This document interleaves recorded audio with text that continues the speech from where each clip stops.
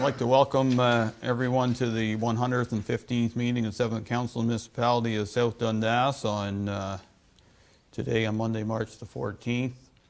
Before I start and call this meeting to order, for those who are watching online, we had a ceremony out front today shortly before 5, and we raised the Ukrainian flag in support of the Ukrainians fighting in the war of attrition with Russia.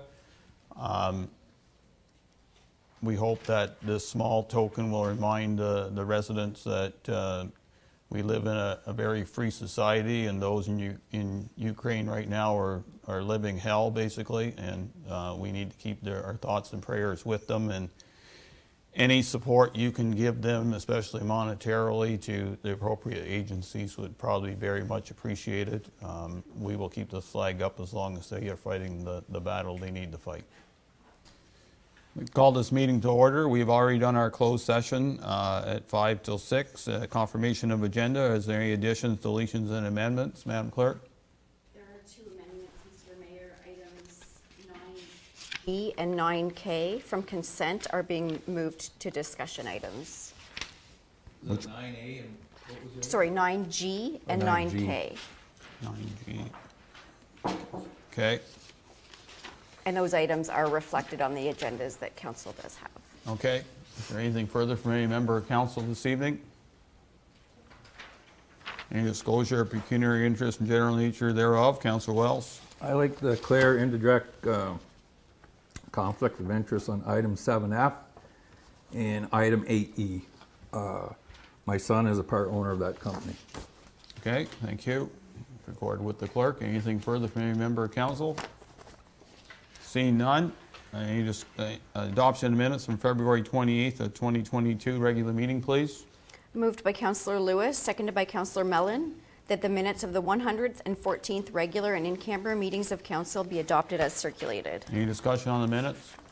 Seeing none, all heard the motion. Those in favor? Opposed, if any, motion carries. No delegations, petitions tonight, so we'll go to action requests. First one, EDO 2022-01, BIA Board Member Appointments. Moved by Deputy Mayor Gardner, seconded by Councillor Wells, that council accept report EDO 2022-01 to appoint Matthew DeJong, BMO, Kimberly Shields, Pizza Castle, Kathy Moger, Cook's Corner, and Rhonda Van Beelen, McDougall Insurance, to the Mooresburg Business Improvement Area Board. Rob, welcome. Thank you, Mayor and Council. You have an action request before you to appoint 4 people to the Mooresburg BIA. Just a bit of background, over the last number of months we have had meetings with some of the members of the BIA board, and there were a number of vacancies on that board. So the first week of March, Councillor Lewis and I did a door-to-door canvass of the members in the BIA area, with a letter stating that we needed some folks to come forward to sit on the board, and this is the result of that canvas, having these 4 folks come forward to sit on the board and need to be appointed by council. So if council has any questions, I'd be happy to answer them. Any comments, questions, concerns, Deputy Mayor? No, I'd just like to thank both you and Councillor Lewis for doing that. The face-to-face contact is good. People like that. And I know actually 3 out of the 4 really well, and I think they're going to be excellent additions to that BIA and the shot in the arm that's required for that area. Lots of stuff, exciting stuff going on down there. So I'm thrilled that we didn't have to go down the path of not having a BIA, because it's been around for so long. So I'm excited to see the progress that will be made. So that's good. Good news. Councillor Lewis, you were involved? Yes, I'm glad these people stepped forward. I know Rob and we spent quite a while on foot speaking to the members of the BIA, and I'm glad that people did step up, because they're in a bit of trouble, and I believe that these 4 people that stepped up, they are going to be a big help with the BIA, and I can't wait to have our first meeting. Councillor Mellon. Thank you, Mayor Bylaw. Just thank Rob and Councillor Lewis for you know, personal one-to-one interaction with the businesses, and thank those individuals for stepping up and giving the BIA a shot of life. Councilor Wells? And it's the same thing, like BIA over the years have done lots of tremendous things, and it's just nice finally what we went through the last year with no one even doing anything. So kudos to you, Rob, and Councilor Lewis too for getting these. I know all the people that want to go, and I'm sure they'll do a great job. So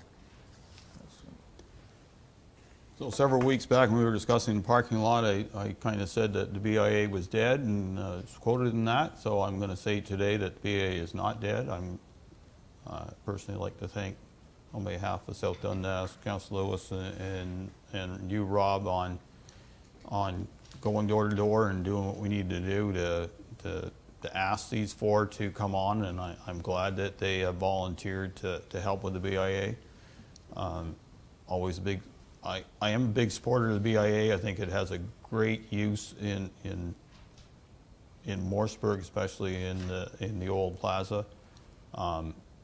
We can do as much work as we can to keep it safe and clean, but they need to go beyond that and make it pretty, and then get the events to draw people to the plaza and the village. And once with the all the work on the streetscape is done, I think people are going to be saying we need to brag, we need to figure out how to get people here, and I'm really glad the BIA has got a new shot of life, and I really wish them well in the future. Anything further? Seeing none, all heard the motion. Those in favor, opposed if any, motion carries. Next one is the ES 2022-04 swing set replacement project. Moved by Councillor Mellon, seconded by Councillor Lewis, that Council accept report ES 2022-04 to award the supply and installation of swing sets at Glen Stewart Park and Stewart Drive Park to playground planners. Austin, welcome. Thank you, Mayor and Council. The report you have in front of you this evening is regarding the swing set replacement project at Glen Stewart Park and Stewart Drive Park. As outlined in the report, we did receive 3 quotes from playground planners, ABC Recreation, and Henderson Recreation for the supply and installation of swing sets at both parks. Staff are recommending that the contract be awarded to playground planners in the amount of $25,342.40 plus HST. And staff would like council to note that although all 3 submissions did come in over budget, that the additional $4,142.40 plus HST will be funded through the Parkland Reserve. And if council has any questions, I'd be happy to answer them at this time. Okay.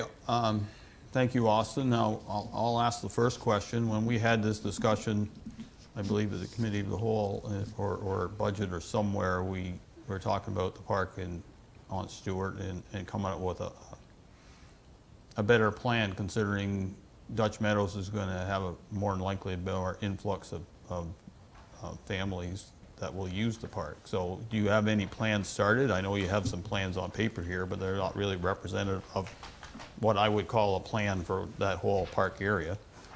Yeah, so through you, Mr. Mayor, in light of that conversation we had regarding Stewart Drive Park, staff have confirmed with the suppliers that this swing set is capable of expanding upon. Obviously with the lot size and the discussion we had that evening, the park that's currently there will be able to be either expanded upon or I guess transition into a different position if we were to replace it at a later date. Okay, so is there any thought to how you're going to expand it? Are you going to reach out to families that are existing there now for ideas, or are we just going to say this is where it's going to go? And so through you, Mr. Mayor, staff can definitely reach out to families on Stewart Drive, and then once Dutch Meadows also becomes more established, we can reach out to new families in that subdivision as well, and come up with a plan and present it to council at that time to expand the existing play structure that's there.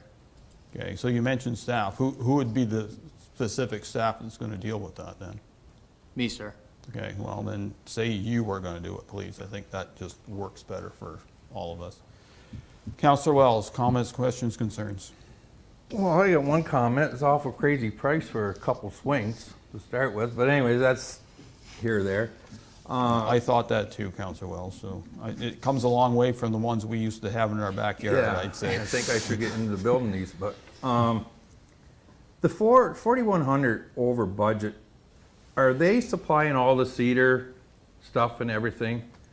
And I don't know, is it gonna be a perimeter around, like 6x6s, stuff like that?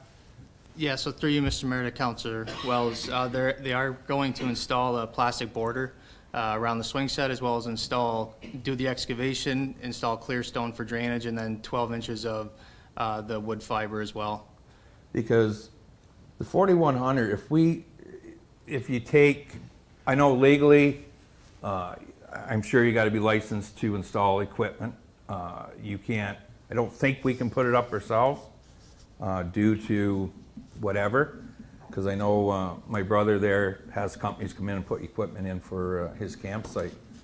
But is there any way we could save money by, if we went to them and say, like if we do the excavation, put stone in to their specs, that might be something to reach out and just to see. Then we won't have to take it out of the reserve, but like it's not a lot, but I would never guess when we were budgeting for this that we're going to spend $25,000 on. But you got, it's more than just the swings, I understand. But if we can save the 4,100, Austin, just reach out and like even supply the stone. Or I know there was one thing in there. If we leave the sand, it's $400. Like they're not really giving us much of a credit for a load of sand or whatever, but reach out and see if we can. If not, we can't. So they might just want to have all turnkey, which it is, but just ask them and we'll go from there. Councillor Mellon? No, I mean, I guess, Austin, you had said that when you're doing your planning, this playground structure can be added on to. So when it's going to be positioned in the parks, I'm assuming we're going to position it in such a way that, you know, we could expand onto the swing or, you know, put other playground. Don't put it in a position and in 3 years' time or 2 years' time we have to move it. You know, make sure it's in the position now so that, you know, any expansion onto the existing swing or any new playground structure that comes in when Dutch Meadows gets up and running, you know, that would be my only comment, Mayor. No. Okay. Any further comments? No. No? No. Austin, anything? Oh, yeah, so through you, Mr. Mayor, to Councillor Mellon. So the existing play structure is currently, I guess, situated east-west. So we will be installing we could potentially install, this play swing set in the same direction. So if we were to add on to it at a later date, we could add on to the west side. Councillor Lewis? You got me thinking. I thought it was facing north and south. The swing north. Oh, the swing, okay. Yes. I was thinking of the playground structure. No, I don't think that's an outrageous price because I know whenever I was pricing playground equipment, it was pretty steep back then. But Austin, maybe you can ask them because I'm sure that equipment came from Playground Planner. You can ask them if that playground equipment can be added onto. I believe it can be, but I'm not 100% sure. Because Stewart Drive, that's a big park up there. And that's it. Deputy Mayor? Thanks, Mayor. Yeah, I had the same concerns as the mayor. I think I'd still like to see more of a plan.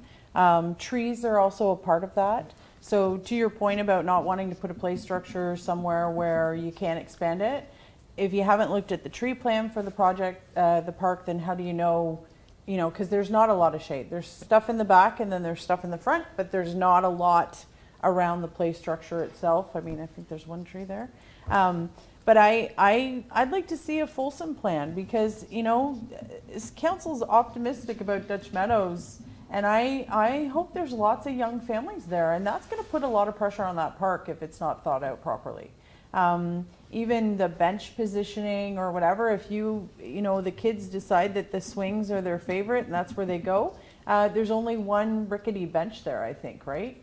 So there's not fulsome components going into that park, and I do believe that there's going to be some pressure from Dutch Meadows, as well as the new residents that have moved on to Stewart Drive that have kids. So, I think you can save a bit of money if you have more of a fulsome view with it and recognize. And how old's the play structure that's there? So through you, Mr. Mayor, I would have to defer to our asset management or.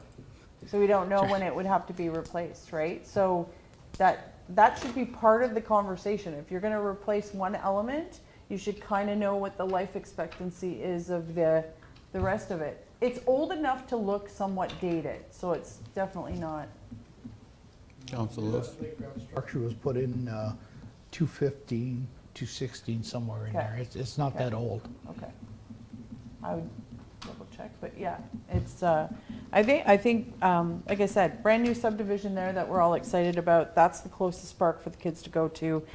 Folks would say that it's just a simple park. What's all the discussion? But I definitely see that there's going to be a lot more use there, hopefully. So that's my thoughts, Mayor. Okay, now no disrespect to Glenn Stewart, is there something we need to look at there, or are we just,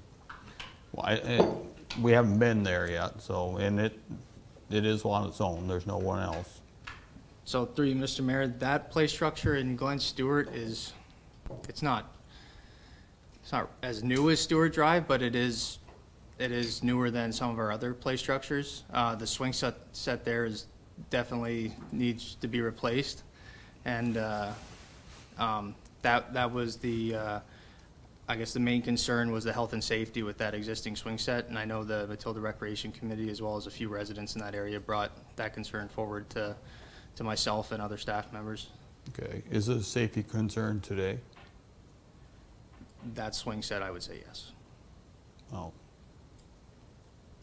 hate to take away their swing set, but I guess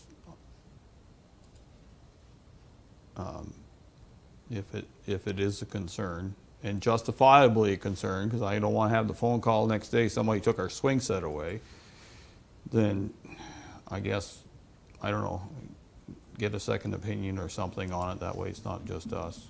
What's your thoughts on it, Councilor Lewis? Because it's probably as old as a subdivision, maybe.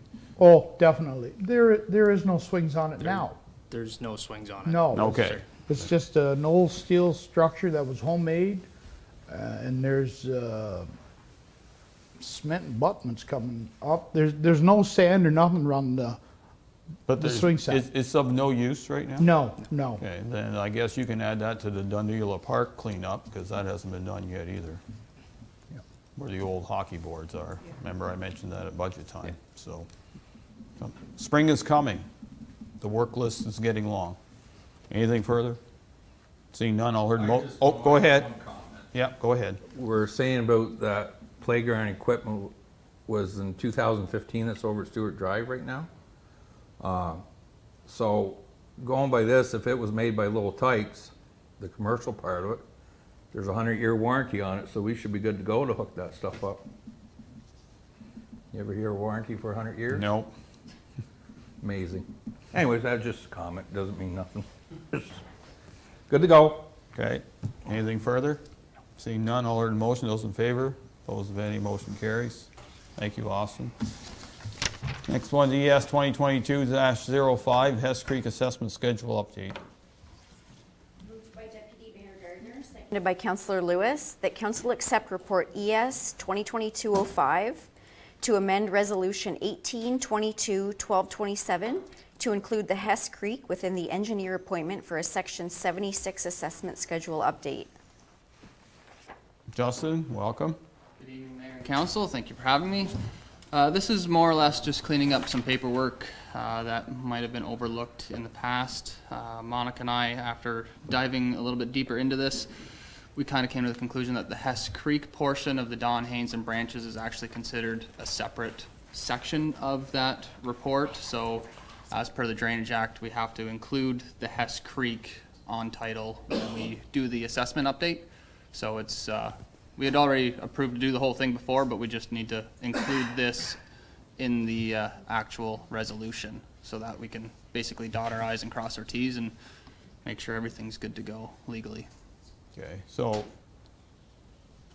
it doesn't involve any more money then. She knew she was going to do it, just needs the wording. Okay, any comments, questions, concerns from any member of council on this?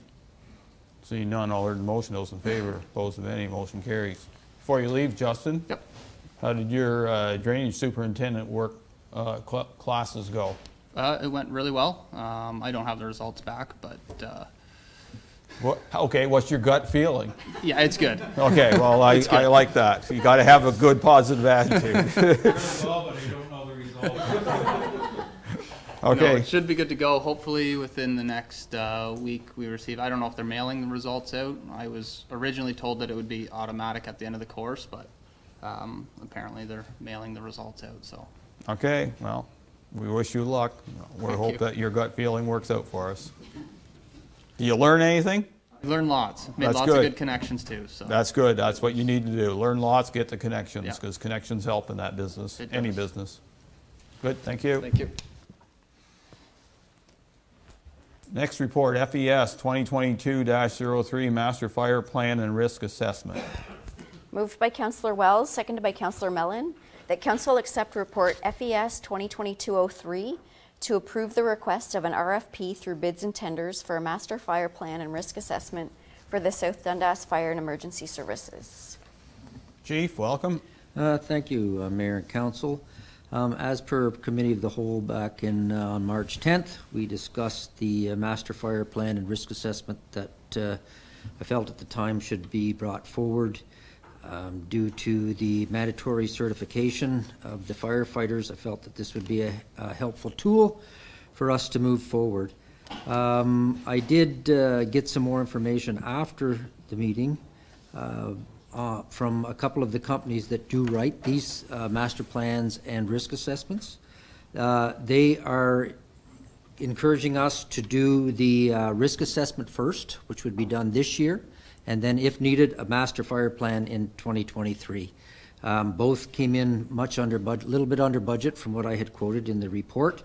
Both the companies I talked to feel that the risk assessment can be done somewhere between 10 and 13,000, and the master fire plan should be able to come in around 30, which is a considerable savings to what I had quoted in the report.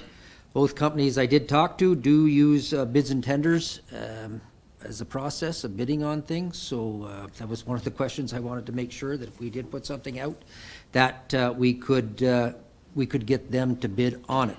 So my recommendation tonight would be to do the risk assessment this year and the master fire plan under the new council for 2023. If you have any questions, I'd be happy to answer them. Okay, in saying that, Chief, should the recommendation be altered somewhat because of that? Yeah, I would say so, yes, sir. Okay, so how does Madam Clerk want to do that? We just scratch out I the think we master just fire remove, plan? yeah, remove reference to the master fire plan. Okay, so movers and seconders are technically good with that? Okay, so Change the amount too, like from 50 to 75. there's no amount in The the Motion. motion, so that's the one I'm concerned about Oh, right okay. now. Councilor Mellon, That's in the Chief report. has spoke to how much the separate one would roughly cost. Of course, he cannot speculate until he gets the bids. Yes, Chief? So the companies I did talk to said that they would come and do a presentation to this council and the next one on both, on the risk assessment and then on the master fire plan in 2023. So. Okay. So, Councilor Wells, did you watch? I'm Okay, all, so you're caught up, so. I'm all okay. up on the council's Okay, comments and questions. Any comments, questions, concerns? I, Now, that's changed somewhat, so. yeah, it's changed, like, are you starting to ask with me what Sure. I think about the Yeah, risk assessment? because I give you the floor. I personally myself, I think this could be done in-house. The best way for a risk assessment, we, especially you, Cameron, as far as this company, whatever they do, like I'll still listen to them do a delegation or whatever, that's fine, but when a company comes in, and I believe the mayor said last time, it's good to have a set of third eyes, but sometimes it doesn't, because it gets spending money where it's not needed. I think you, by being in all these buildings and stuff like that, because they're gonna go and look at buildings, go by on the recommendations from you, I think for assessment, we should be able to do that ourselves. I know it's, well, 13,000, it's a lot of money. And another thing, like, I don't know when you found out, and it's here or there, but our budget's already been approved, so that's what I'm having a problem with. We've done this over the last 4 years, where things come back after, and you know what, like, it's set. Whether, I don't know whether you knew this before the budget, and if you did, it should have been brought forward. But the budget is the main thing, the 13,000. The fire assessment, I agree with that. That should be done by the next council for sure. But I still think if you reached out between you and the staff, even our own staff, like Jeff and David and all of them, there's probably things they see in the building that could be something you could assess or whatever. But anyways, I'd be more than willing to listen to someone, but at the end of the day, it's either we do it ourselves, and I know it's still money, but it's not going to be as much as 13,000, or it just waits to the next council, and we just have to put it off. Any comments on that, Chief? Doing No, ourselves versus... through you, Mr. Mayor, as I explained to at the committee of the whole, we were going to put this off until the next council was elected, but due to the mandatory certifications, I'm just trying to get a jump ahead of the ball rolling here. So. And I fully understand that, but it's just, anyways, we'll see where it goes. I'll probably have more comments. Okay. Is it something that we could do ourselves? It would be... Or two questions. Is it something we can do ourselves, and if so, should we be doing it ourselves? We could do it ourselves. It's going to take us several months, like in time, because we have to get the building department involved, and the building inspector has not been around here long, in a length of time. If this was maybe the former building inspector that had been here 20 years, we'd have more information, and we'd know where the light and constructions are and those type of buildings. So we could. It's going to take months to write this. Where if we hire somebody, it's 8 weeks to 2 months. It's going to take us 6 to 8 months to write this. Okay. Councilor Mellon. Yeah, like, I mean, I said last time, when we had the committee of the whole meeting, I wasn't in favor of, this wasn't an unbudgeted, this is an unbudgeted amount. Without really knowing what a community risk assessment all curtails, what's all involved in it, I'm sort of the same as Councillor Wells. I think, something we can maybe, look in-house to do. You're saying it can be done, and we have till July of 2024 for that, eh? So we have 2 years. So it's not something that has to be done in 6 months.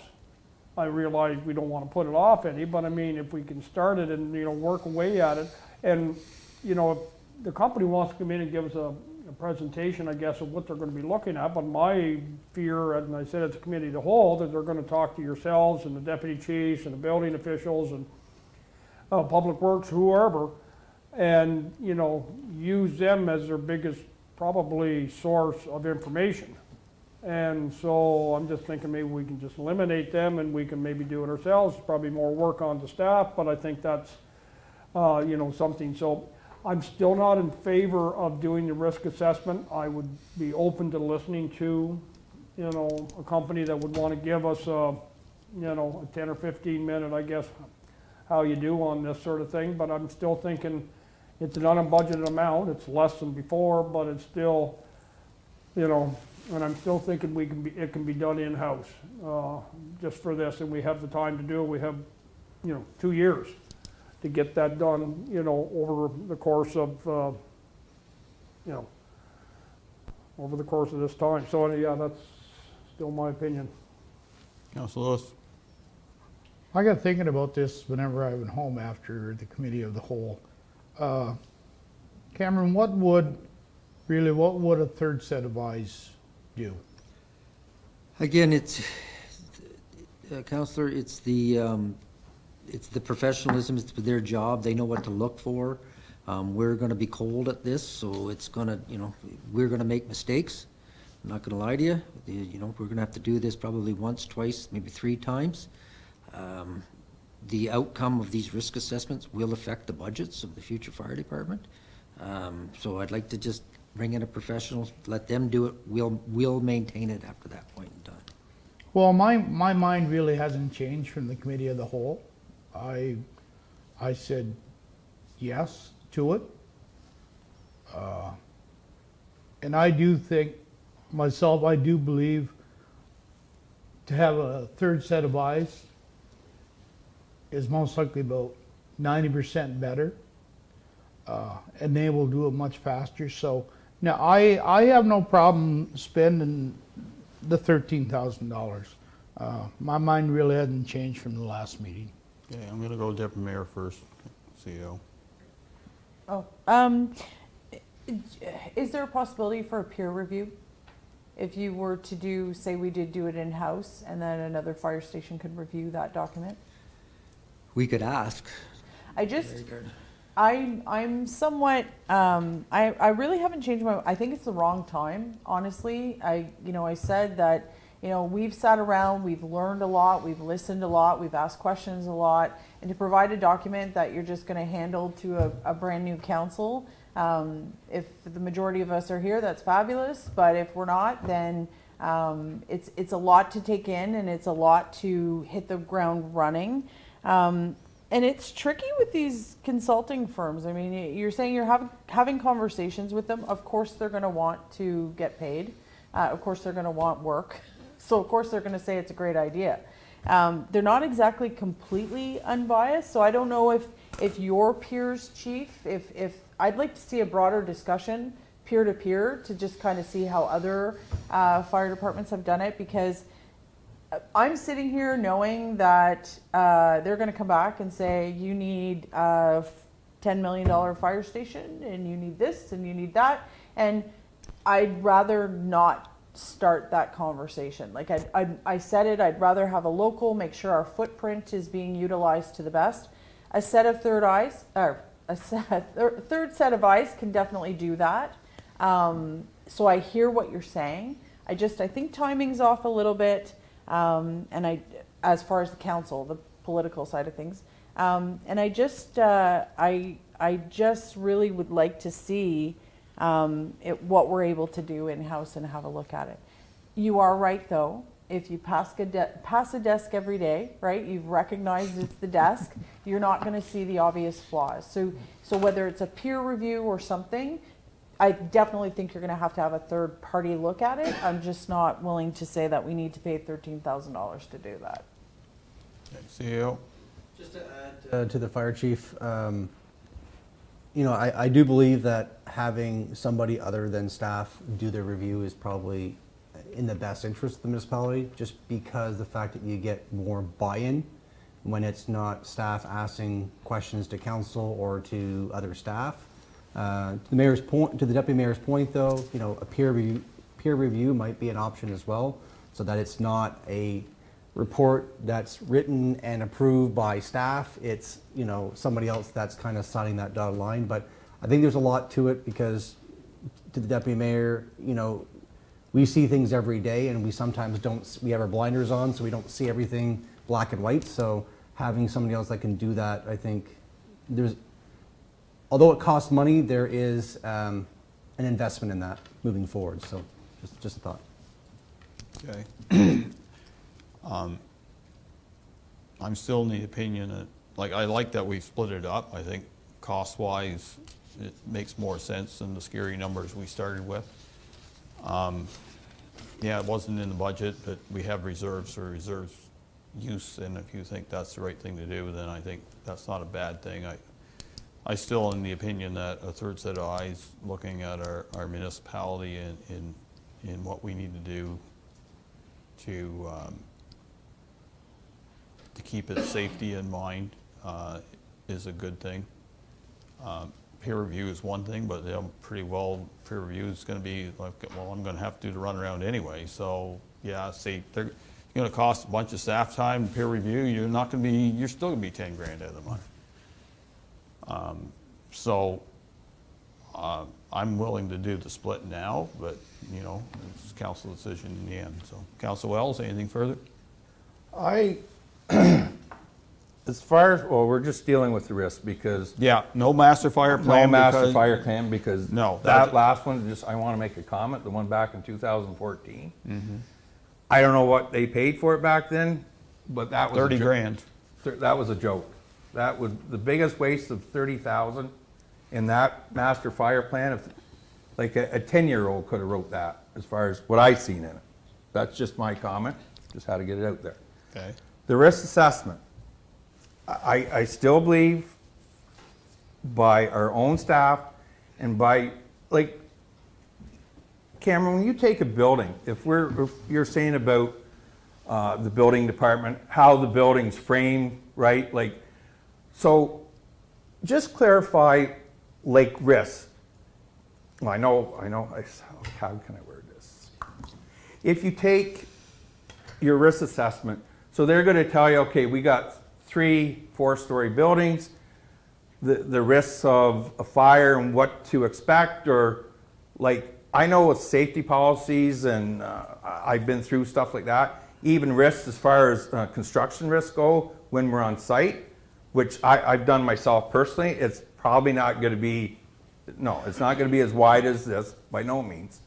But by the people and us being and working around these things every day. So the risks thing, what is the main, and safety is the main thing for a risk assessment. I fully understand that. But what I guess they're going to tell us when they come. But it's just something at the end. I think if we tried, if not, I'm sitting here, I'll be willing to listen to them. And you know what? If they come up and just blows my mind, I have no problem agreeing with putting the 13,000 in. But as of now, I'm going to say no. Maybe after it's said and done, I still think it's something the next council should do, myself. But you said this one has to be done by 24. They're both 24, yeah. Yes. No, he changed it. The risk assessment needs to be done by July 1st, 2024. Yeah. The master fire plan we can do anytime. Yeah. Okay, I thought you said, okay. No. Well, then I'm definitely, if it's 2024, I'm definitely, no, I thought you said it had to be done this year, the risk assessment. No. I misunderstood. Yes, you did. So my answer is no then. Okay. Councilman Mel, anything further? No, I mean, sir. right now, I'm gonna say no. I'm willing to listen to see what kind of, template or what they're looking at or what they're going to tell us in their plan, because without, I'm not gonna approve $13,000 and I'm not exactly sure what we're gonna get for a risk assessment document. I'd be willing to listen to a delegation or a presentation by somebody so I know more what we're getting for $13,000. So right now, no. Okay. Councilor Lewis. I'm still a yes. Deputy Mayor, anything further? I'm a no. Okay, well, this is not a vote. It's just, okay. The vote will come now. Just so you know where I stand. Okay, well, I'm pretty well predicting the vote right now, but, Be safe to say. it's, yeah, I'm not really a big betting man, but I can bet that one. I will say this, though. If this council says no, that's prerogative, but I'm not going to have anybody come down and waste his or her time telling us about community risk assessment. We made a decision. The next council is going to have to deal with it. That's not a problem at all. It will be, but it'll be. I'm still in a strong opinion that I would rather have an independent look at what's going on in South Dundas, because if I had to ask people what's one of the biggest risks in South Dundas, what would you say? Airport Enterprises. you have the biggest wood pile in South Dundas sitting there, ready to roll. Where's that? Airco Enterprises. Oh, I was there today, actually. Yeah. We seen Prost go up. Yeah, we did. All of us should remember that one. Chief wasn't here, but you can ask any of some of the senior firefighters, and they'll tell you the struggle they had there. I mean, that was a different fire. But we have larger buildings. You're going to be building one. You know, it's got to have its own inherent risks. Banks are going to build things here. Those things at least have to be thought of, okay? If you're going to have those kind of structures in South Dundas, what's the plan? That comes with the master fire plan, but at least you know what you got. Staff can do it, fair enough. We'll add it to their workload, and you know, we'll see where it goes. But anyway, if there's nothing further, I'm going to call the question. What, Councilor Mellon? Can I make the suggestion that we defer this until we get if you want to have a company come in and make a presentation? I don't think that's fair to the company, because they're going to be bidding against somebody else. Like, how's that going to be fair? Yeah, I know, but I think, Chief, without do you knowing want to risk come and assessment. explain it better to us, or I don't want to entertain bringing a company in that is technically going to come here, do some work, and then they're going to have to bid against somebody else, and if they lose the bid, they're going to, what do we waste all the time for it coming to South Dundas for? We're not going to give it to them. Problem is, we know, and I've seen the fire master plan, but as far as a risk assessment plan, I don't know what we're getting for a risk assessment. So unless I have something more than what I have here, as far as a risk assessment or a better explanation of what we're going to get for $10,000 to $13,000, my answer is no. So, Okay, I'm going to let the Chief respond, and then you, Councilor Wells. So through you, Mr. Mayor, we've got two major constructions going to come up, one in Iroquois and one out here in the business park. The expansion to the old Cotwell building is one. We really don't have any idea or know what training or what equipment or what tools yet, what we're going to need to fight a fire there, nor this new expansion that's going to go into the business park. A consultant would already know and have those kind of ideas in the bank and be pulling from those numbers. We have a large chemical plant outside of the town here that if anything ever happens there, we're just going to have to stand back and let it go. I don't know all the risks in there, but I know we're not prepared to fight that fire, and we're not prepared to handle that at this point in time today. And the other thing is, if underwriters insurance, if you have more than 5 three-story units in your municipality, you're required an aerial ladder. And if I come in and tell you that, and we go around and count, we've got more than 5, you know, knowledge is sometimes risky, right? So it's to that point where sometimes, as Shannon said, the consultant just lays it out and it's accepted at that point in time. Okay, so we'll go one more time around the table. Councilor Mellon's already said his part. Councilor Wells. Okay, I'm still, what I'm saying, I'm not saying we don't need this. We do. Everything he said. All I'm saying, there's 2 reasons. First of all, it's not due to 2024.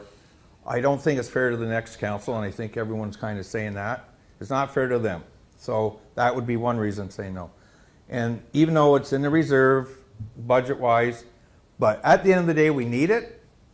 But I sooner let the other council worry about it instead of us doing half of it. And to Mayor Byville's, to bring a delegation to have it, it's not fair to the company. So you're talking at the end of this year, very first thing on the agenda for the new council could be bring that back to the new council and get the ball rolling, and you're still going to be in good time. This building over here is not going to get built for a while. Dutch Merrill's, it's just, I think at the end, everything will work out. It's for the next council. Thank you, Councilor. So Okay. my answer is no. You don't need any I more? don't need a lot of- Devin Mayor, you had your hand up. Yeah, I just would say, I mean, to the chief's point, Evonik wasn't built last year.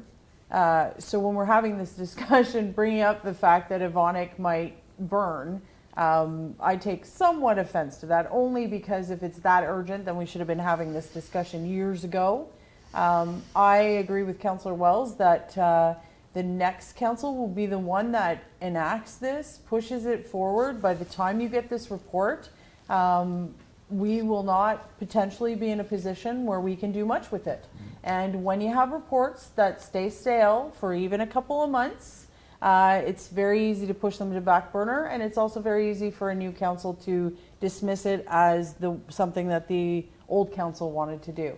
I think that's a risk. I think it's important enough that it should be front and center in the new council's conversation. And like I said, the buildings that you've mentioned, I mean, you know, they didn't go up yesterday. So I'm kind of of the belief that, you know, we will deal with it before 2024. Okay, I'm going to call the question. All those in favor of the question, the motion? Those opposed? Motion fails. Thank you, Chief. Thank you. Okay, next one, FS 2022-01, Charity Tax Rebate 2021. Moved by Councillor Mellon, seconded by Deputy Mayor Gardner, that Council accept report FS 2022-01 and approve the write-off of the municipal portion of the charity tax rebate for CMHA Champlain East in the amount of $339.17 pursuant to United Counties Bylaw number 4734. Lachlan, welcome. Thank you, and through you, Mr. Mayor. In doing this report, I just reflected on last year's. I believe you have approved this charity tax rebate for a number of years. The dollar value is $339.17 for the local municipality, $1,071 overall. It is an eligible charity within the rules set out by the counties. If there's any more questions, there's room for it in the budget, so up to the approval of council. Okay, any comments, questions, concerns on this from any member of council? Seeing none, all heard the motion. Those in favor, opposed if any, motion carries. Thank you, Lachlan. That was easier than the chief. Next one, PE 2022-05, Mooresburg Waterfront Washroom Renovation Accessibility Upgrades. Moved by Councillor Lewis, seconded by Councillor Mellon, that Council accept report PE 2022-05 to award the Mooresburg Waterfront Washroom Renovation and Accessibility Upgrades to J&M Contracting Corp. for $83,359.81, and that additional funding from the Accessibility Reserve be used, leaving the project $1,082.81 over budget within the 2022 facilities budget. Okay, and Councillor Wells will be just off to the side on this. Welcome, David. Yeah, so in front of you tonight, Council, is a report with regards to some upgrades to both the dock washroom and the beach washroom in Mooresburg. As we guide our way through to Accessibility Ontario 2025, these are two buildings left on our lists. So there was some discussion about this through Council last year, completing the work. Staff put out a tender, well, I put out a tender in early February, and it just closed last week. We got two local bids and one from a construction company in Toronto. I'll note that the two bids from the local contractors, if you look at I know there's a lot of numbers in that table, but if you look at the total bid, excluding the provisional credits, they're within a couple % of each other, so I feel like we got some good competitive bids from the local contractors. The prices were a little bit higher than we'd initially budgeted for, but in the drawings and stuff, there was some credits for provisional items, some items if we wanted to go with Cadillacs that I put in as provisional items, that if we wanted to go with the base model, it left us room to scale down, and additionally a little bit of in-house work. From these credits, J&M Contracting was the winner on the tender. The communications plan for this work, obviously it's 2 waterfront washrooms. We don't have a detailed schedule, obviously, with the current labor shortages and supplies. We're still working on, and this report just going to council now, we don't have a firm schedule done up, but depending on the contractor schedule, we'll work with communications and make sure we got the right signage, and depending on the schedule, we'll do 1 bathroom at a time, or if it's at the right time of year, we'll try and get them both in and optimize our time. And then from there, the funding is outlined in the table as shown in the report. I will note that the negative signs are a little smaller than I'd like them to be in the report, so you'll see that there is an expense line in there of $800, and that the difference at the end is a negative sign. And that's all. if you have any questions, I'd be happy to answer them. Okay, comments, questions, concerns, Deputy Mayor? I think it's fabulous. Those washrooms need to be done, so it's good. Councilor Lewis? Long overdue. Councilor Mellon? No, I mean, I looked at this and I sort of wondered, you know, if we were to split, it was done as one tender for the dock and the beach. Yeah, so, okay, no, I'm good with, giving it to the lowest contractor, lowest bid.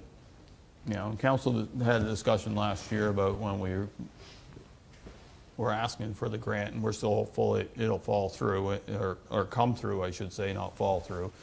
And if it does, you know, it's good work that needs to be done. You know, I look at the drawings that David has done, and, you know, going from old to new is quite a significant improvement. So it's good project to do. There's nothing further. All heard the motion. Those in favor, opposed, if any, motion carries. Next one, TS. Thanks, David. Next one, TS 2022-02, sidewalk replacement and repair, RFQ number TS 22-05.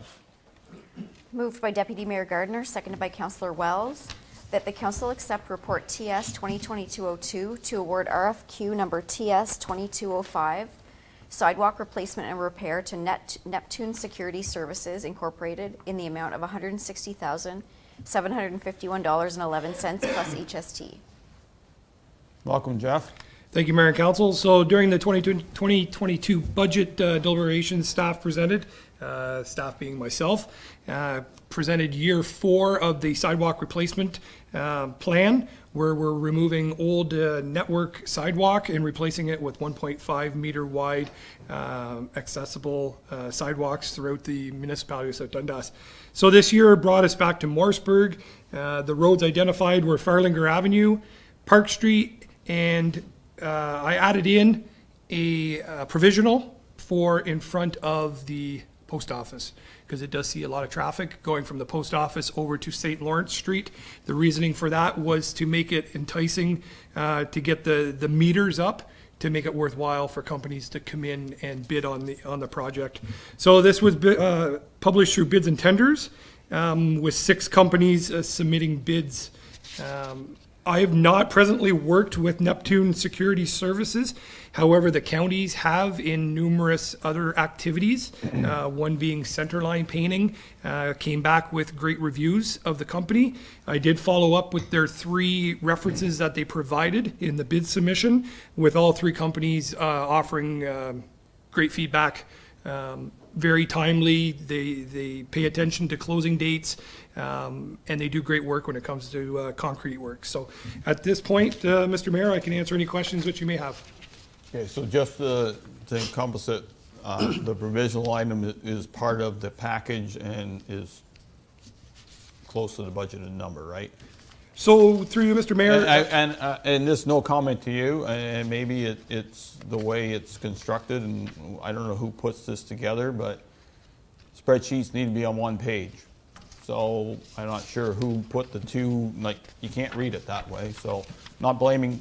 No, you can blame me. That was me. Okay, well, you need to compress it then and I do whatever you have to do. Yeah. It happened before too, so I think all staff to be aware you can't have a 2-page spreadsheet.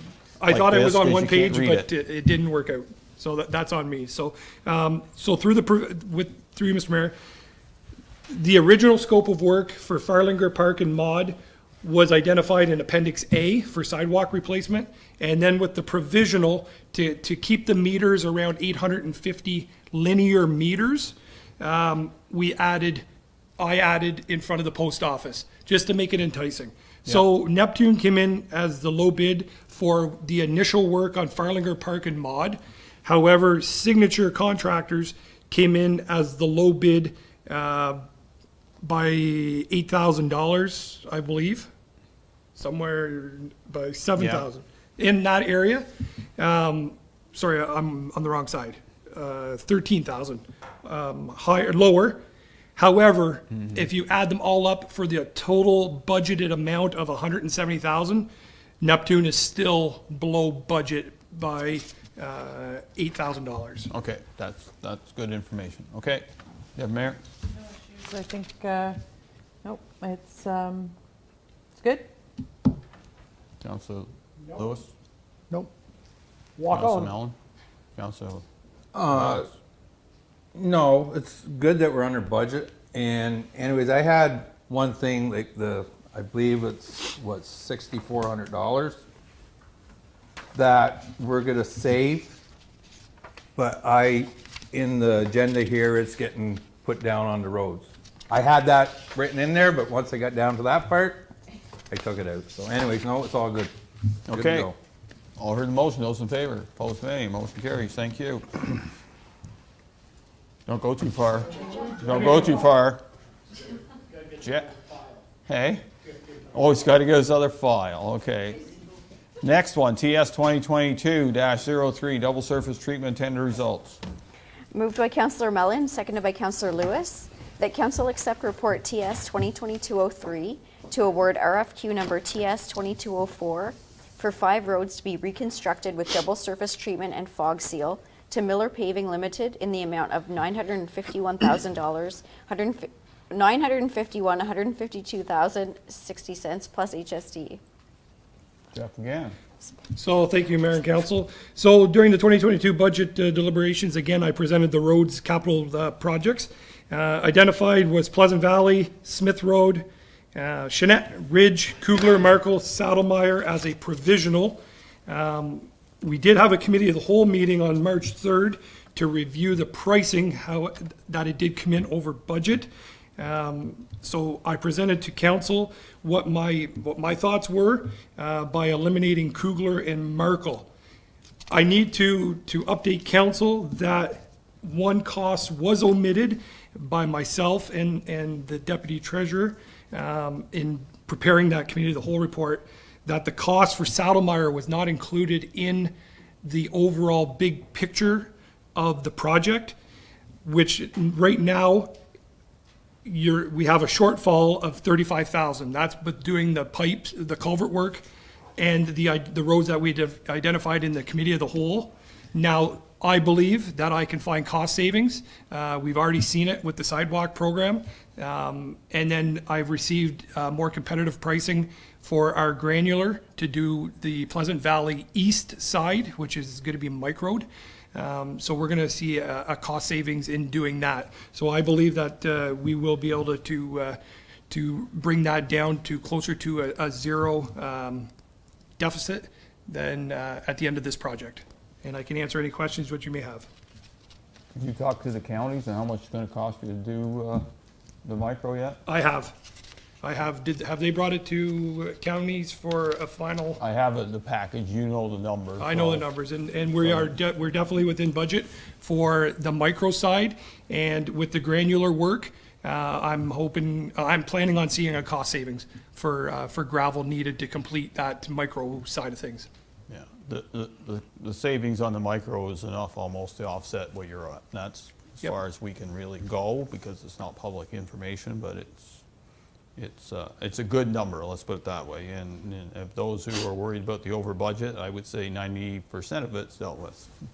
So I can say though, Mr. Mayor, the only thing that's still the variable in this whole equation, and it has been right from the start, is we're still not sure on the pipe work, the culvert work that needs to be done on Saddlemeyer. That's the only still the variable that is an unforeseen cost that I don't know right at this time. So if you had to ballpark changing the 3 foot pipe for the Aiden Castleman drain, how much would that cost us? Just ballpark. It's a 3 foot. Yeah, we're talking 15 meters, 3 foot diameter. We're not going to hold you to it. I would hope 5,000, 7,500 to 6,000. That's probably your biggest risk on that road. Yep. There might be some smaller cross pipes, but that's the big guy. So, okay. Comments, questions, concerns, Councilor Wells. No, I'm happy to see Saddlemeyer Road being done because the business is down there and there's residents there. So I'm glad it worked out. I'm the one that brought that to council, and no, I'm happy with everything, and I'm glad you're looking ways to save us money, which is excellent. So let's get her done. Yeah, we'll give you full credit for Saddlemire Road, Council Wells. It wasn't on the list, and, you know, it makes more sense than Kugler Marker Yeah, quite it does. easily. Yeah, Council I Mellon. agree with Council Wells. You know, he brought that in there, Saddlemire. On the culvert for Saddlemire on that drain, if we replace that culvert, would that not be assessed back? Roads always pays for the culverts on Oh, every okay, it's drain not that it's we not assessed back to own. the whole drain. No, roads always pays for the drain culvert. Doesn't matter where it is, Yeah, whether I it's didn't know. I county wasn't sure how or that worked. municipal. Yeah, okay, well, I just. Keep that in your back of your mind next time. Yeah, I got a couple culverts I need to replace, so. Well, if they're on Anyway. your farm, then they're your problem. Yeah, I know. All right, yeah, it's good. We're gonna keep the pencil sharp, Jeff. I think you got it under control, got a good grip on it. You know where our budget number is, and get us as close as possible. Council Lewis. Nice try, Councilor Mellon. No, I'm happy with the price. So when you can get it going, let's get it going. Okay. Anything further? No. Well, I'm good. All heard in motion, those in favor, opposed if any, motion carries. Thanks, Jeff. Bylaws 2022-28, Speak Up South Dundas Agreement Renewal. Moved by Deputy Mayor Gardner, seconded by Councillor Lewis, that bylaw number 2022-28, being a bylaw to extend the agreement with Bang the Table for continuation of the Engagement HQ platform for a duration of 3 years, be read and passed in open council, signed and sealed. Kaylin, way back there, we see you. Thank you, Mayor and Council. So this is just an agreement to extend our contract with Bang the Table for our Speak Up South Dundas community engagement site that we launched in the fall for 3 years. When we approved this back in 2021, I had recommended that we do this for a minimum of 3 years to 5 years to make sure that we can actually see some results from it, because it is a slow build. So this contract just allows us to maintain our price for 3 years. Not big savings, but we don't pay any CPI if we sign on for 3 years at this stage. I think it's a good solution for right now. We have about 100 people signed up, which I think is not bad in my opinion, based on when we launched. And we're going to be working towards getting more people signed up, so kind of see how it goes over the next little while. Any questions? Happy to help. Deputy Mayor. Yeah, Kaylin, what's your feeling? Like I'm on it now. I've gone on it, the Bang the Table off and on in the last little bit, but you know when are we reaching it? Are we like, so we have the post, right? And then it just kind of sits there. And I know we've got the staff that are paying attention, but I really want to see a connection between the Bang the Table and council, right? So unless we go on it, I don't know if there needs to be a report or whatever. I'm reading some of the stuff and there's some good ideas, but there's some pretty ridiculous ideas, like keep tourists out of all our parks. Stuff like that is kind of a waste of space. But I'm just wondering if we go forward with it, is there a plan to kind of, we've launched it, we've gotten some engagement, you mentioned we've got the 100 people, but what's the next step? Because I don't think we can wait until it gets massive. I think we need to kind of prove to the residents that their ideas will not just die on the screen. So I'm just wondering if you have a plan to kind of use the good information, and how we can kind of further make it a tool that it's supposed to be. Yes, so Go ahead. through you, Mr. Mayor, throughout the year and in subsequent years, we're going to be building it actively. Like you said, we can't wait for the engagement to happen. We have to do things that are going to create engagement. So we do have some plans in the works for projects that we want to put up. And when we presented this, we talked about anything that we find that staff can use and bring to council, it will be included. Obviously, we're kind of, like I said, it's a slow build. So as we have more projects that come up, that kind of information will be included in reports if staff are getting something that they can bring to council that we can talk about. So yes, we've got plans to bring stuff and to bring more projects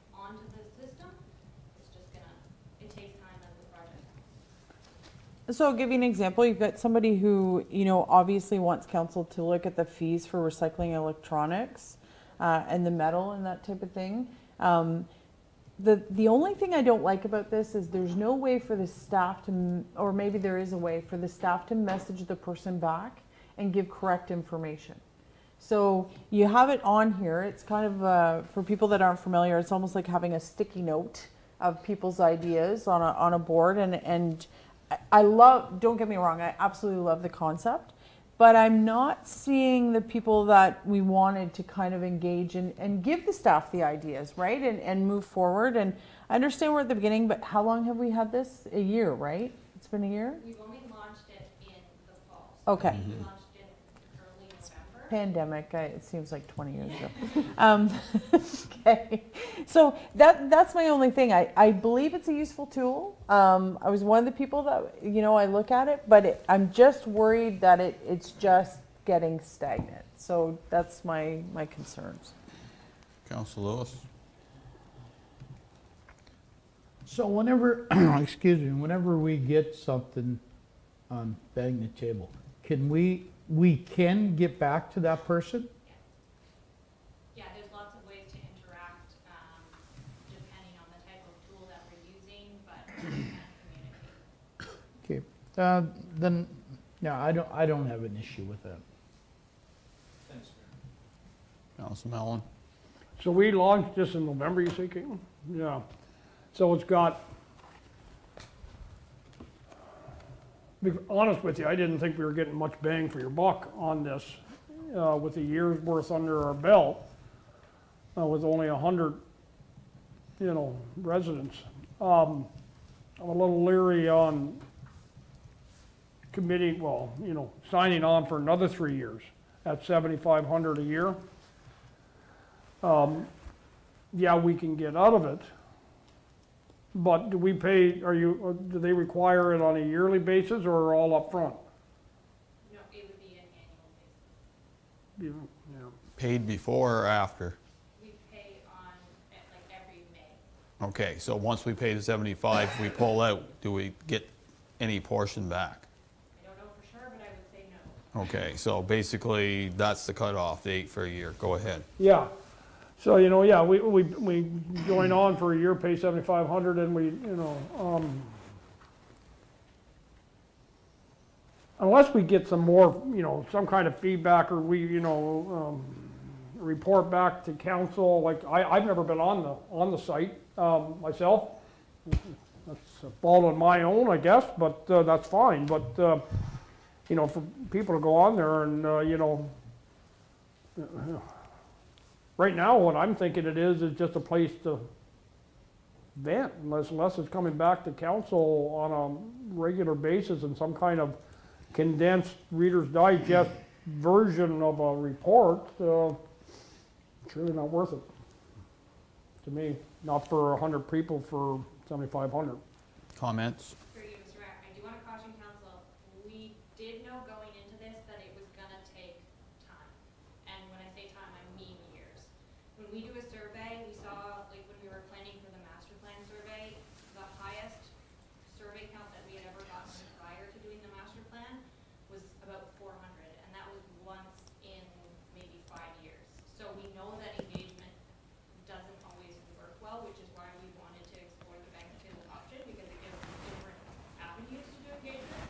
But we do know that it's going to take a long time, and so it's more about building it up and getting to a place where we are getting our bang for our buck, but we're not going to see that right away, which is what you're seeing now with the 6 months in of having it launched. So yeah, I want to caution council that we know that it's not at a great spot yet, but it's not bad for how long it's been launched. Okay, before I go to Councillor Wells, just clarification. So the term I see on our contracts till May the 9th. That's the end date. So we're here in March and we want to renew it. Is it possible to delay this decision to either the last April meeting or the first May meeting to see what more we've got? Is that an option? Yes, but you won't get more in that time. Well, if we don't, okay, well, I'm going to go to Councilor Wells right now. I think I'm going to get the answer. First of all, with this, I was never, back when we first talked about this, I wasn't, you heard me, I was the one that was kind of against it. And by saying that, I look at it like this, if, I know takes time. I get that. But here's the thing, it's just like anything that starts up, whether it's Bang the Table or the new restaurant Cars over here, everyone's excited, they're going to jump on board right off the get-go. Then everything dies off, usually. I don't know, you're saying this is supposed to go the other way? We keep spending $7,500 for the next 3 years, and it doesn't go anywhere. It's just,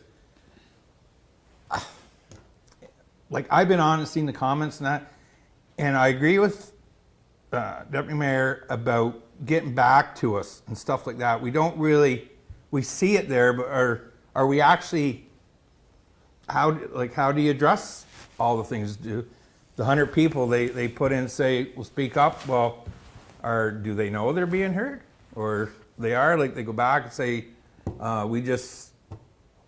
it's just, this here I'm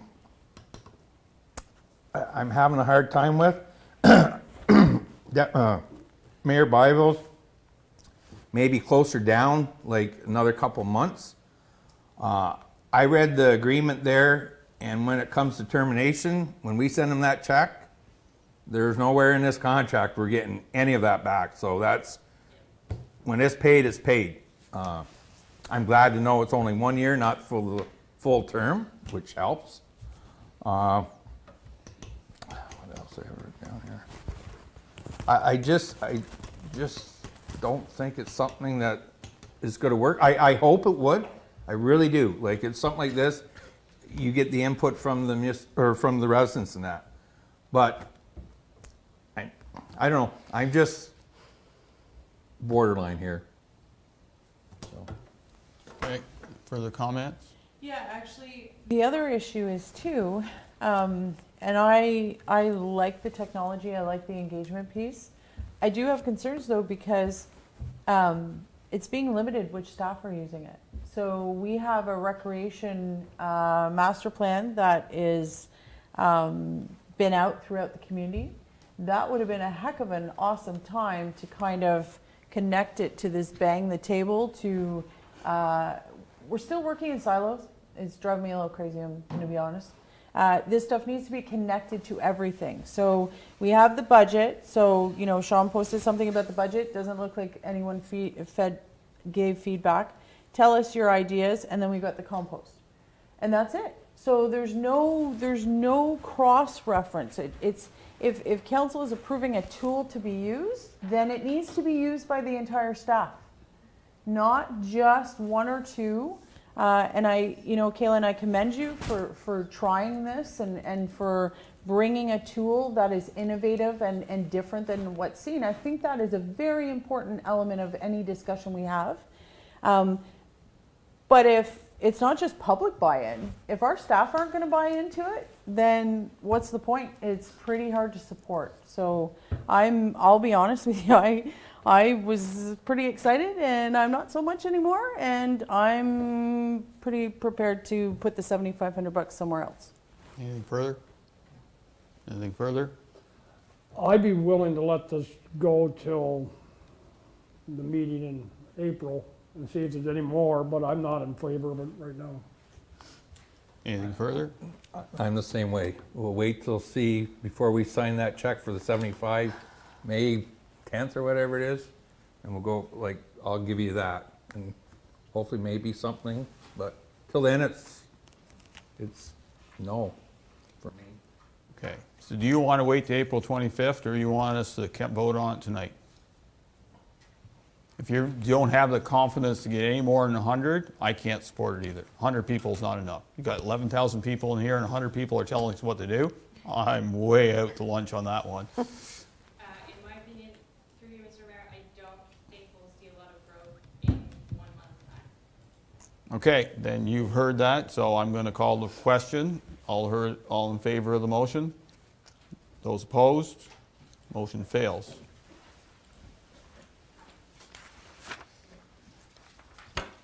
Not saying it wasn't worth the try, though, but, you know.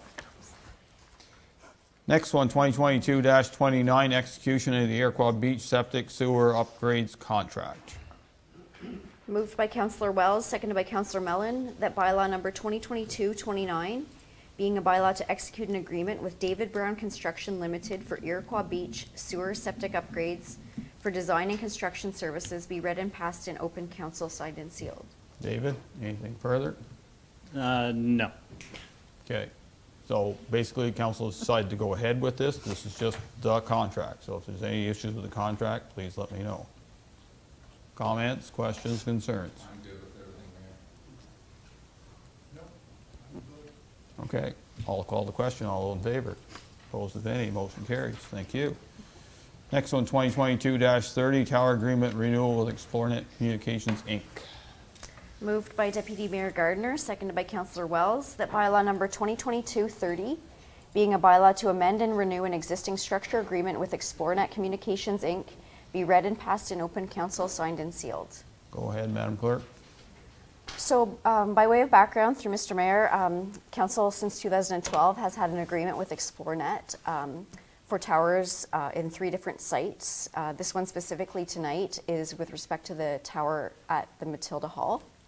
In 2020, Council authorized an amendment to the agreement, which would see for the reconstruction of the tower. And since then, Xplornet has come back to us looking to upgrade the equipment on the tower. On Tower has been consulted and does agree with the drawings and specs. So what we're looking to propose for the new agreement is to upgrade the monthly hydro charge based on this new equipment from $200 to $350.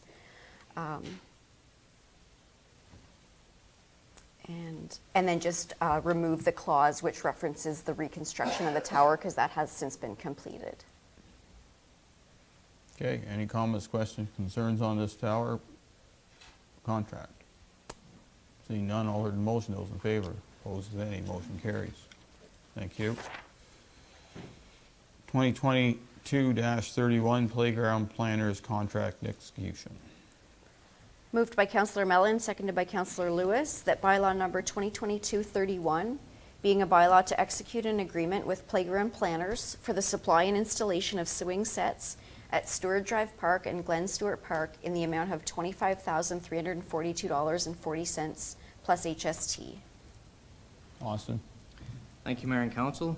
This is just to execute the contract with playground planners as discussed earlier. Okay, so my question to you, was that the quickest they can get the work done? Or is that your plan?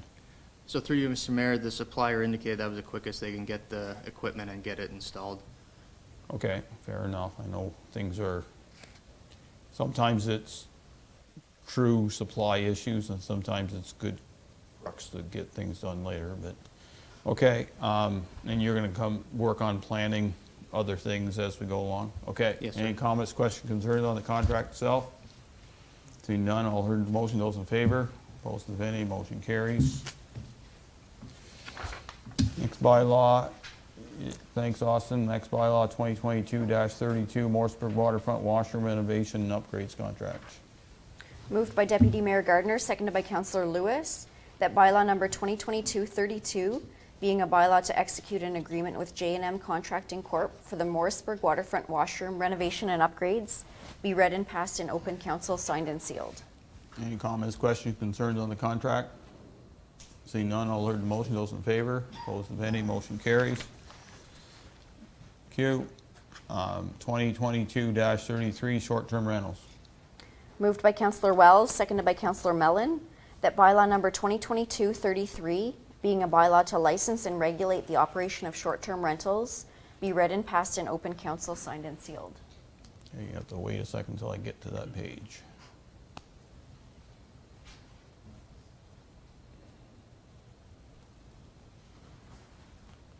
Here we go. Shannon. Thank you, Mayor and Council.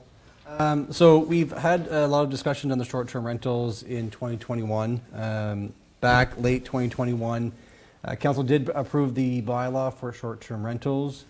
As we look to launch short-term rentals for 2022, I did sit down with our Director of Fire and Emergency Services as well as our building inspector just to review the enforcement piece of it as well as the checklist moving forward as far as when the application is submitted.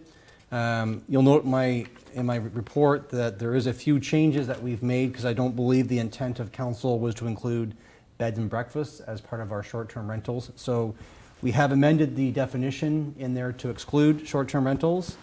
We've also amended some of the other language as well to include ESA certificate. We have mirrored the discussion about the $500 annual fee in all of our application documents, as well as we've added carbon monoxide detection under the section 3.1. So this is just some housekeeping to kind of get the bylaw to mirror the applications and the agreements that will go out to. We currently do have a list of the current short-term rentals that we will launch this as soon as council approves, and we'll work with them to get their applications approved and submitted.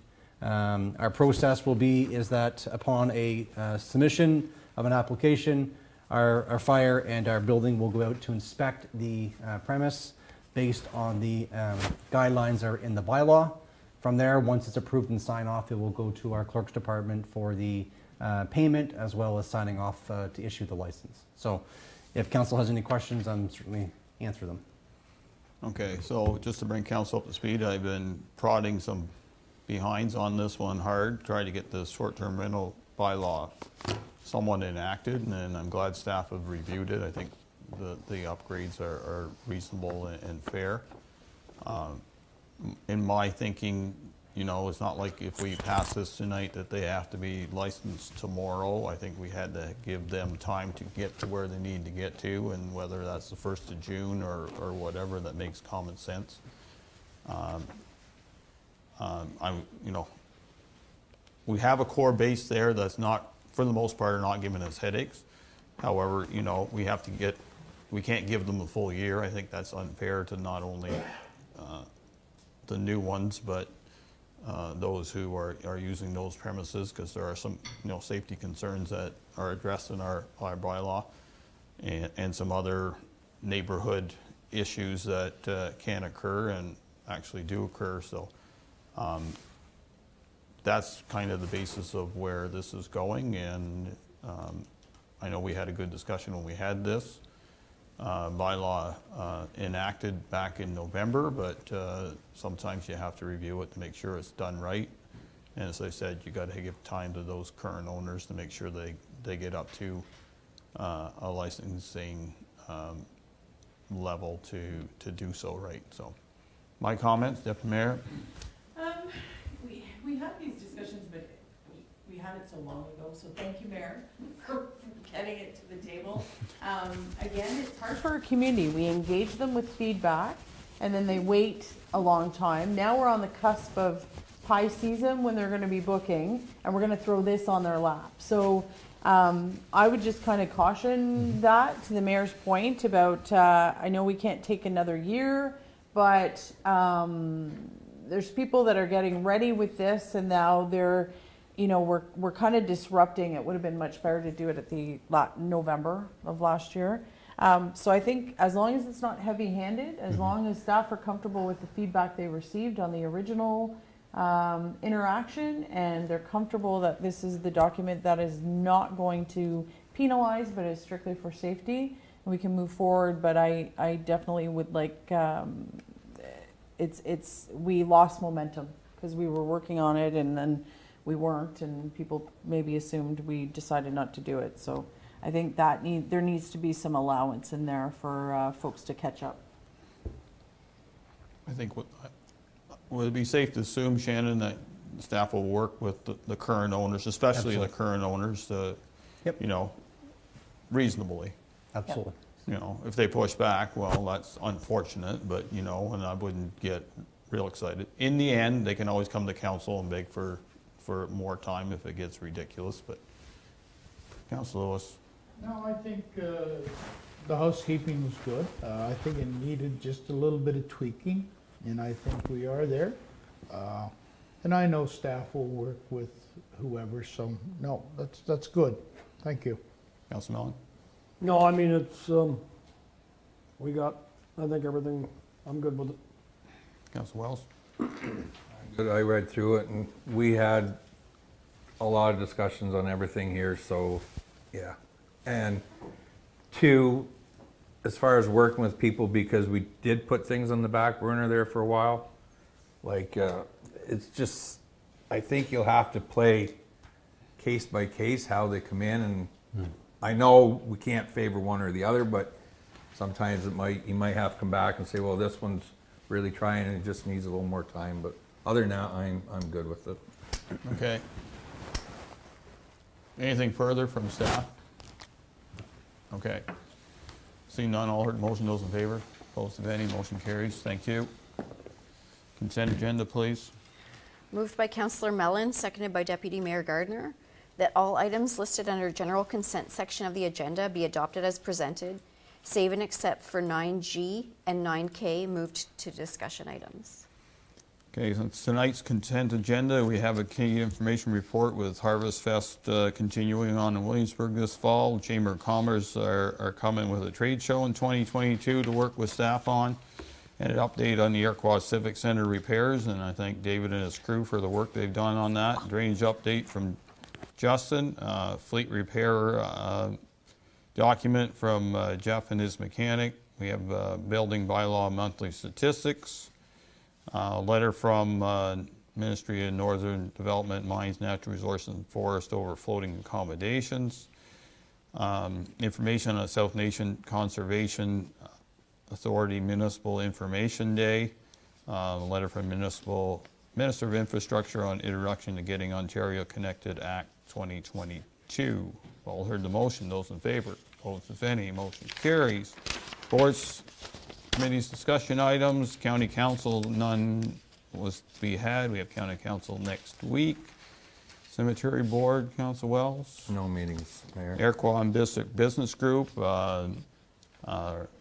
EDO Hunter and CO Garrity and myself had a meeting with the leader of the Iroquois and District Business Group today, Candace Latoul, and had a good meeting. They have a list of stuff they want to do, and we guided them along. So I think there's some good progress going on in the village of Iroquois, especially at their mall.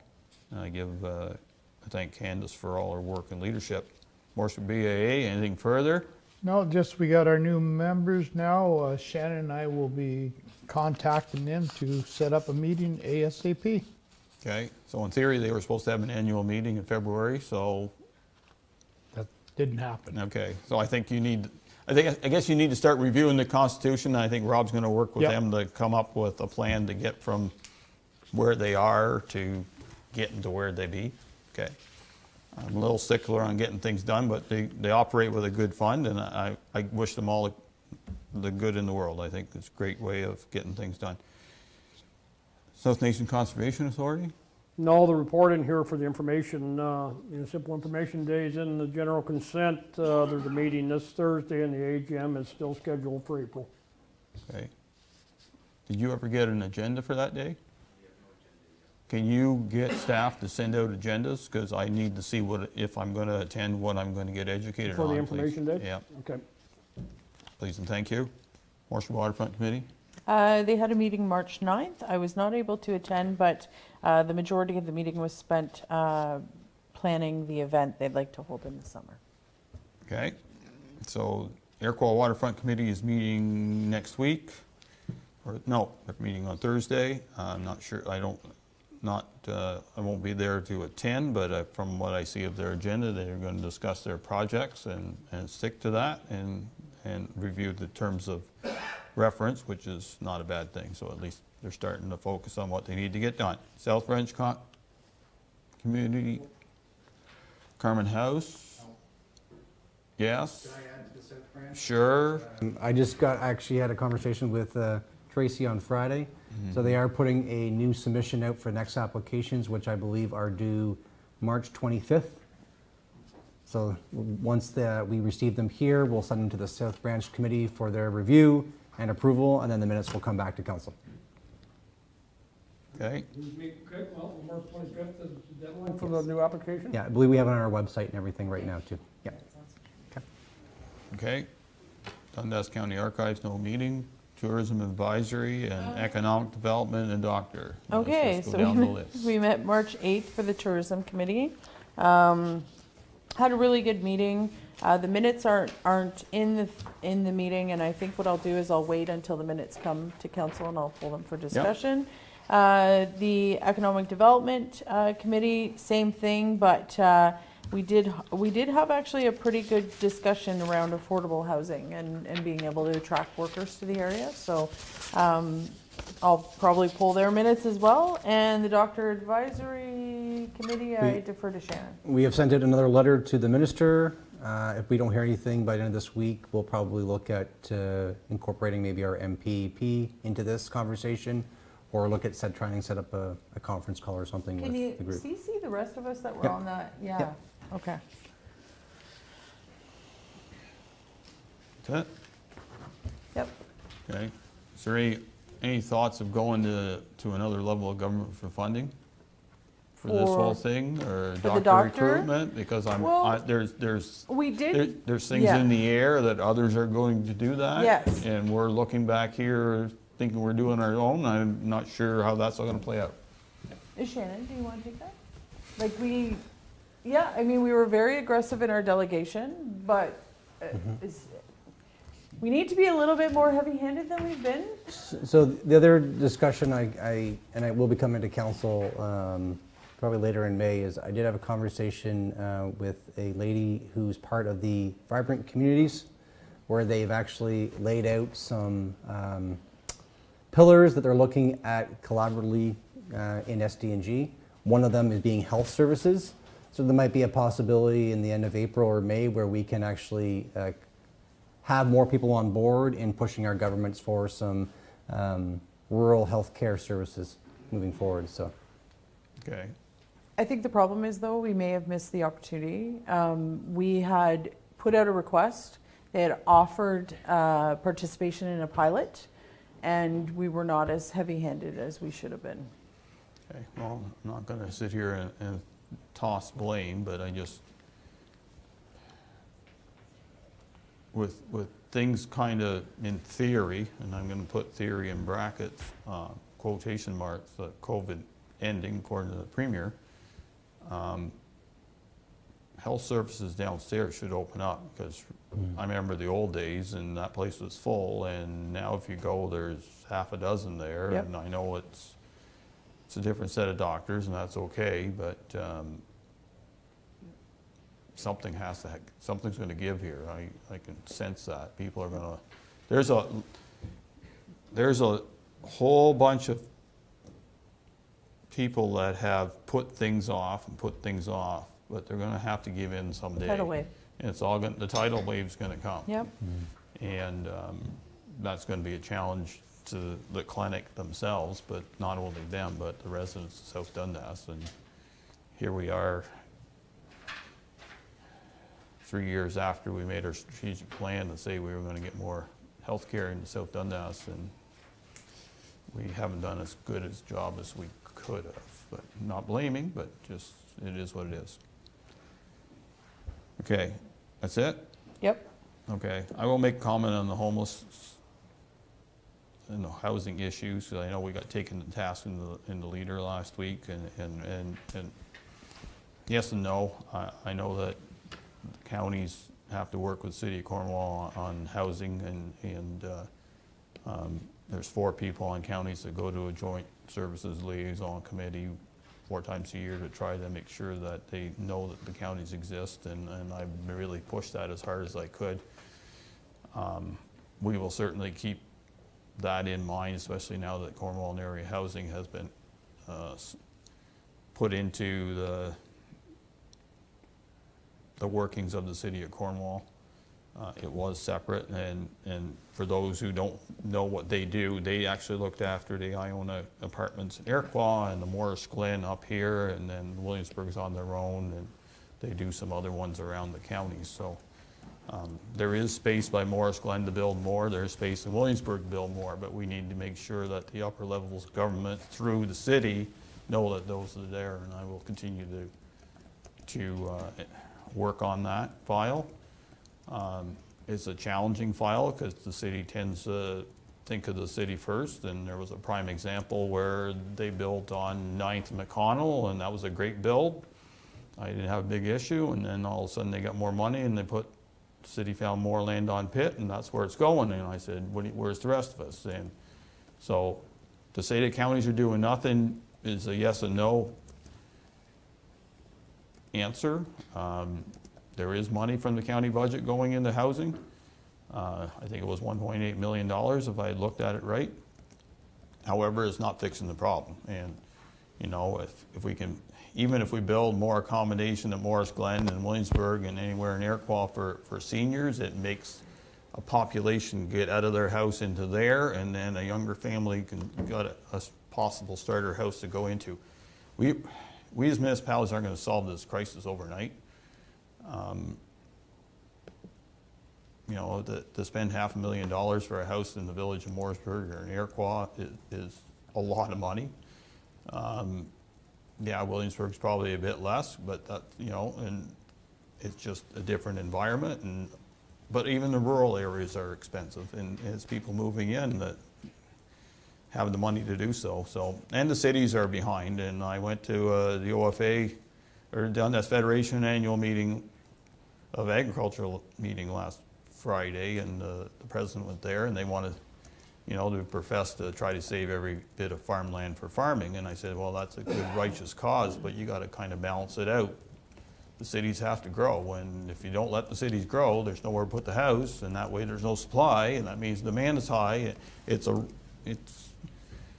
someday there'll be too much supply. We're not there yet, but we're pounding some wheels here that the pessimist in me really looks scary at where we can be in 5 years' time economically, one way or the other. So, but from a county point of view, I think county council through City is doing what we can. We'll just work harder at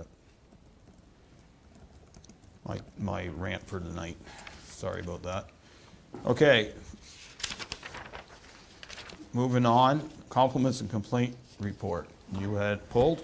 Yes. So it's great. You go red, red, red, red, red, red, red. And then all the way at the bottom is the green outstanding from June 3rd, 2019, the roundabout.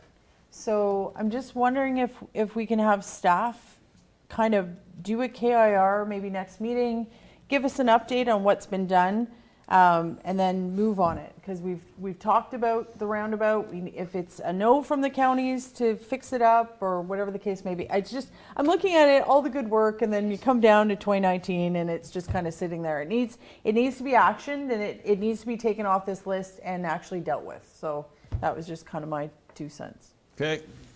Who wants to respond back here? Respond. So we are still working with the roundabout with the counties, and we did actually update Candace at the Iroquois Business Group today that in my conversation with Ben DeHaan, they are willing to come and help as far as the roundabout. They wanted to see what a concept would look like as far as what the municipality was thinking. So I know Rob is putting some renderings together that the Economic Development and the Tourism Committee have been discussing.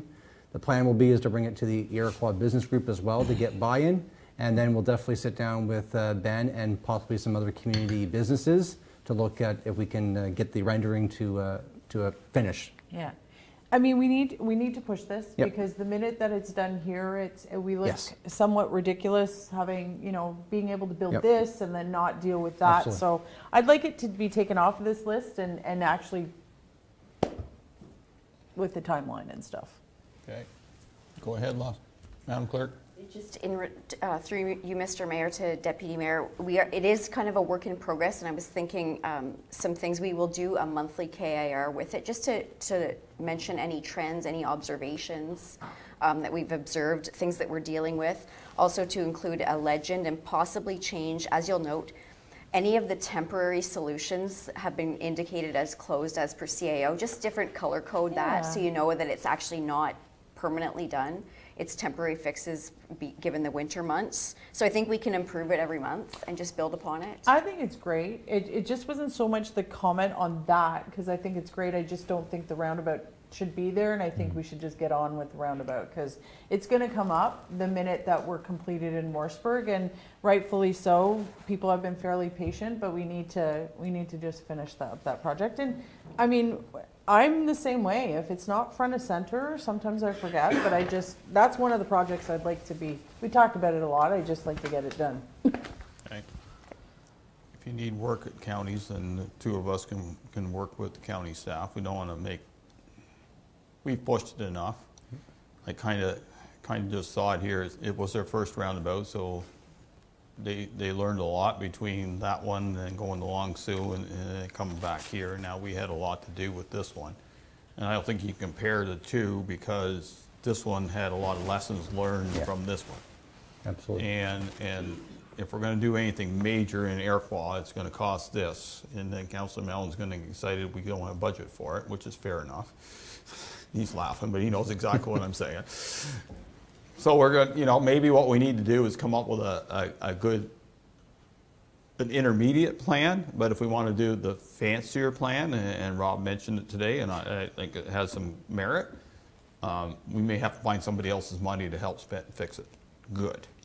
And I'm not talking just Ross Video. I'm talking another level of government. And however, we'll see where other levels of government going, because I'm not sure how they're not going to be able to spend their way out of this problem right now. I think them spending more is creating the problem. But another rant for another day.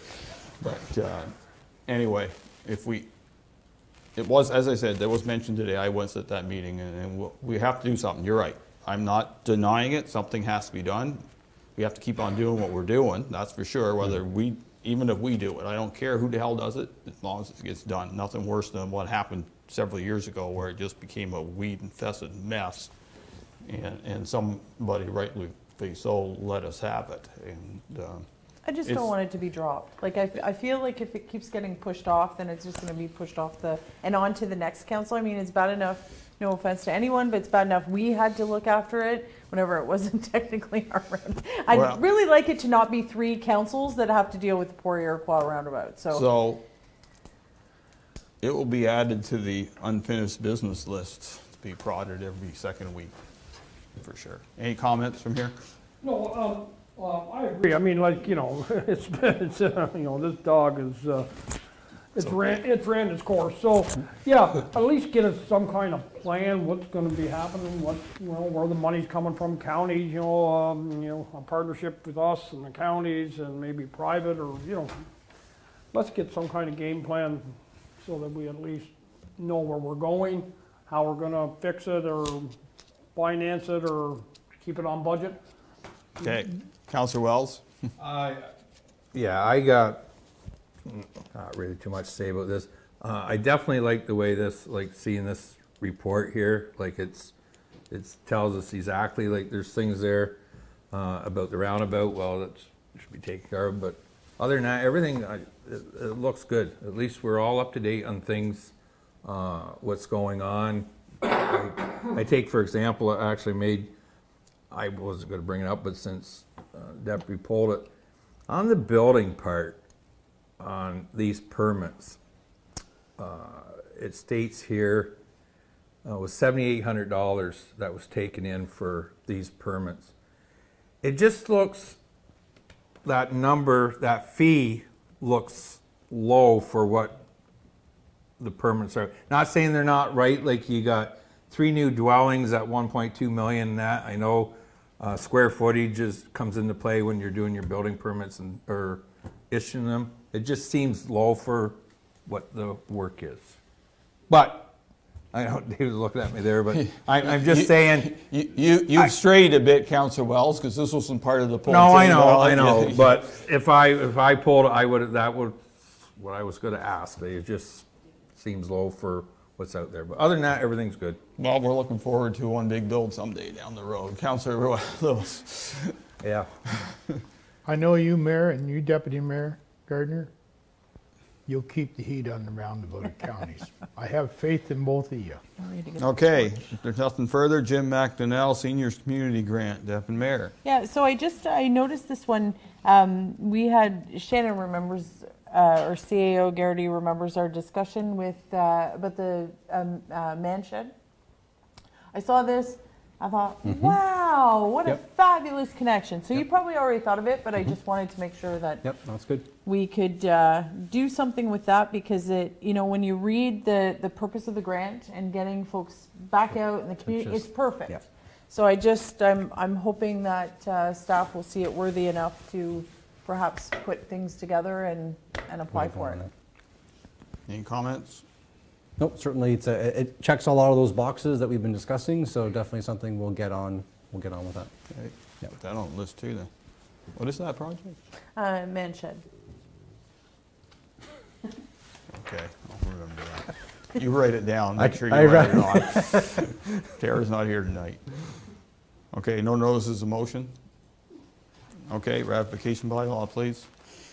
Moved by Councillor Mellon, seconded by Councillor Wells, that bylaw number 2022-34, being a bylaw to adopt, confirm, and ratify matters dealt with by resolution, be read and passed in open council, signed and sealed. All heard the motion, those in favor, opposed if any, motion carries.